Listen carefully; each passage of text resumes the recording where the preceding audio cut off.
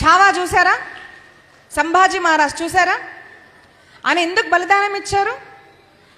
తోలు వలిచేస్తున్నారండి. మనకు కొంచెం అలా తాకితే అమ్మో అమ్మో అనేస్తాం మనం కదా. తోలు వలిచేశారు, కళ్ళు పీకేశారు, గోర్లు ఆయన బతుకుండగా పీకేశారు. ఒక్కసారి కొంచెం అలా గోరు లోపల కట్ చేసుకొని చూడండి. అప్పటికైనా ఏమన్నాడు తెలుసా? నేను మతము నేను మతము నేను మతము. కానీ మేము మారుతామండి. ఒక 2 చీరలు ఇస్తే, ఒక బాటిల్ ఇస్తే, మేము బియ్యం బస్తాలు ఇస్తే, బస్సు ఫ్రీ చేస్తే, మేము మా దేశాన్ని కూడా అమ్ముకునే వాళ్ళ హిందువులము అని సిగ్గులేని బతుకు మనది.